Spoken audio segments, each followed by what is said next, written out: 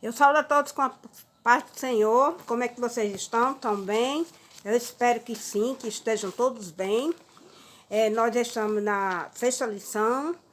O título da lição é A Igreja na Idade Média. O texto bíblico lá em 2 Pedro, do capítulo 2, versículo do 1 ao 3.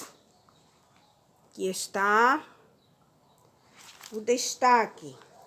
Estou muito admirado com vocês, pois estão abandonando tão depressa aqueles que os chamou por meio da graça de Cristo e estão aceitando outros evangelhos. Gálatas, capítulo 1, versículo 6. Oremos. Querido Deus, eterno Pai, te glorificando, te exaltando, Senhor. Fica conosco, Pai, para aprender mais da tua palavra, Senhor, e que o Senhor venha nos conduzir sem desviar nem para a direita nem para a esquerda, mas sim seguir em frente para chegar até a Ti, Pai, e ganharmos o reino da salvação. Pai, em nome de Jesus, eu te peço desde já, eu te agradeço. Amém. Amado, na lição passada a gente viu aí que tinha no Império, no ano de 3.303 depois de Cristo, Diocleciano, ele tocou fogo em todas as escrituras sagradas, e estávamos no governo de Constantino, que foi que meio convertido, se entrou na igreja, né? E no ano de 303, o imperador Constantino assinou uma lei que autorizava qualquer pessoa a praticar religiosidade que quisesse. Terminava-se assim quase 300 anos na perseguição do cristianismo. O próprio imperador ajudava financeiramente a igreja, mandando construir templos luxuosos para os cristãos se reunirem. Foi um período, todos pensavam que era um período de vitória para a igreja, mas essa ajuda imperial, com o tempo, mostrou a pior derrota da igreja, pois muitas pessoas tornaram cristãos porque se converteram, mas para receber a ajuda do imperador, mas não se converter diante de Deus. Eles acreditavam que fazendo isso, as coisas ficaria melhor se entrasse na igreja, e o próprio imperador mandou que milhares de pessoas fossem batizadas à força. Muitos até aceitavam o batismo, mas por medo. A igreja até que tentou ensinar a fé por essas pessoas, muitas realmente se converteram, mas para muitas, a maioria, fazer parte da igreja não significava nada em suas vidas. No dia 27 de fevereiro de 380 depois de Cristo, o imperador Teodósio assinou uma lei que ficaria conhecida como Edito de Tessalônica, onde o cristianismo se tornou a religião oficial do Império Romano. Qualquer cidadão comum passou a ser considerado cristão, situação parecida com a do Brasil, considerados país em que possui uma das maiores populações cristãs do mundo. Mas sabemos que o dia a dia mostra outra naturalidade. Então, o primeiro tópico, o fim do Império Romano e o início do papado. Então, Pedro, ele não foi papa, viu? O começo do papado foi aqui, no ano 380. Quando o cristianismo se torna a religião oficial do Império Romano, a Igreja de Roma, capital do Império, ganhou destaque. No início, demais líderes de igreja não reconheciam o pastor romano como autoridade máxima da igreja. Cada um era responsável em resolver os seus próprios assuntos.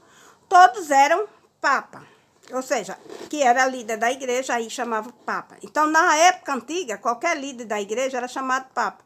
As palavras que significavam simplesmente papai, ou seja, uma forma carinhosa e respeitosa de chamar os pastores da igreja.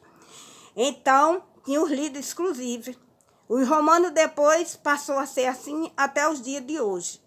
O primeiro a conseguir uma autoridade universal foi Leão I, que conseguiu ser famoso por usar suas habilidades e resolver muitas questões de outras igrejas, porque cada um resolvia, e como ele ficou assim, como, digamos, um pastor presidente, por exemplo. Então, também tornou-se famoso por ter convencido, no ano de 452 a.C., Átila, chefe do exército do Hunos, eles iam invadir e destruir a cidade de Roma. Então, Leão, ele conseguiu barrar e sair e impedir essa invasão no ano de 455 d.C. Mas os seus pedidos para que a cidade não fosse incendiada, que não houvesse assassinato, foram atendidos. E o império estava próximo do seu fim, e o imperador não tinha nenhum reconhecimento de papa. Passou a exercer essa autoridade, dando um pouco de tranquilidade para a situação.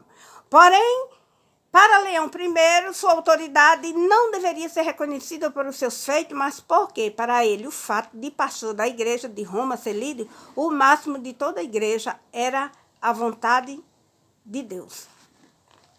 Então, eles interpretavam, assim, a maneira errada das palavras de Jesus, né? Eles afirmavam que Pedro recebeu a chave do reino de Deus e era pedra em quem Cristo edificou a sua igreja e recebeu por diversas vezes a ordem para tomar conta das ovelhas do Senhor, como está escrito, né? Pedro, tu me ama? E ele disse, sim, apacenta minhas ovelhas. Então, eles acreditavam que Pedro havia estado em Roma, como ele teve, né? Juntamente com Paulo, fundando a igreja, tornando-se os primeiros pastores. Ou seja, queria que eles fossem papa, que realmente eles não foram.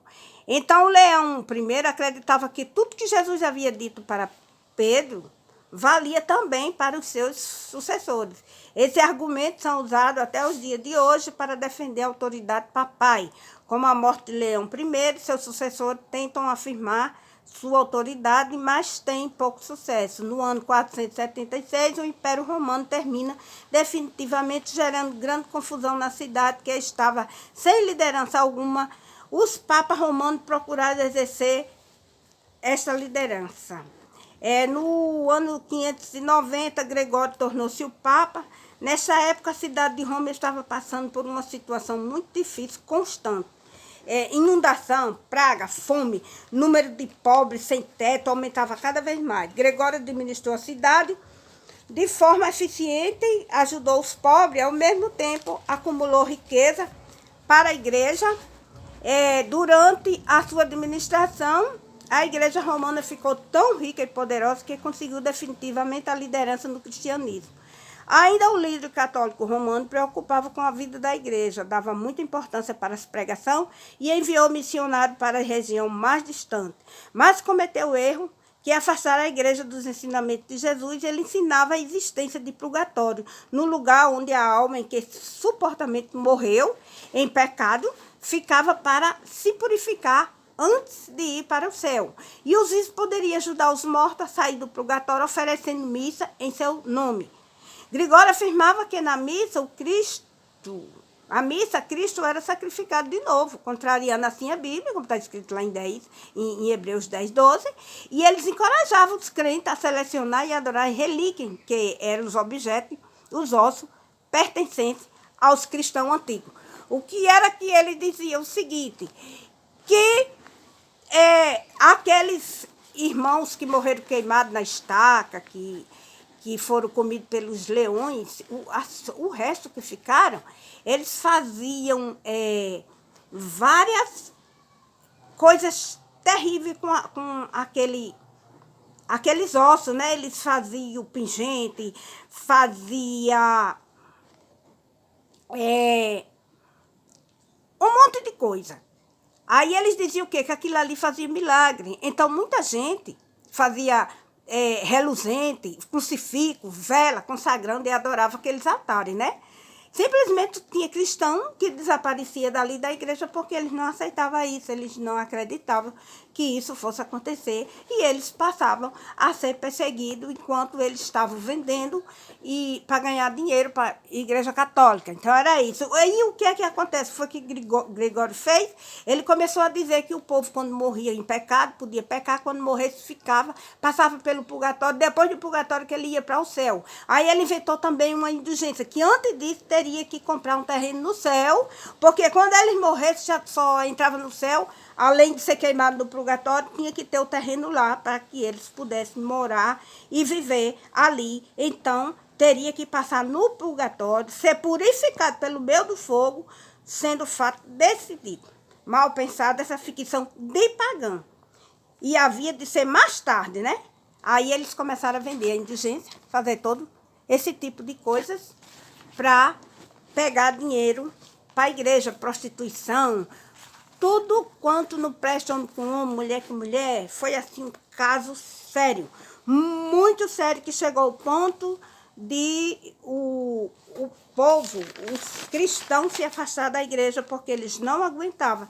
Isso, eles eram perseguidos e mortos por causa de deixar de frequentar aquela igreja, né? Que passou a ser um líder. Antes tinha outra, todos eram líderes das suas igrejas. E passou uma liderança única, que foi a Igreja Católica Apostólica Romana, que é a Basílica, né? De Santa... A Basílica de São Pedro, né? Que foi construída muito rica com... vendendo indulgência, né? Terreno no céu. E os pertences ossos daqueles irmãos que foram perseguidos e mortos pelos imperadores romanos. Vamos para o segundo tópico.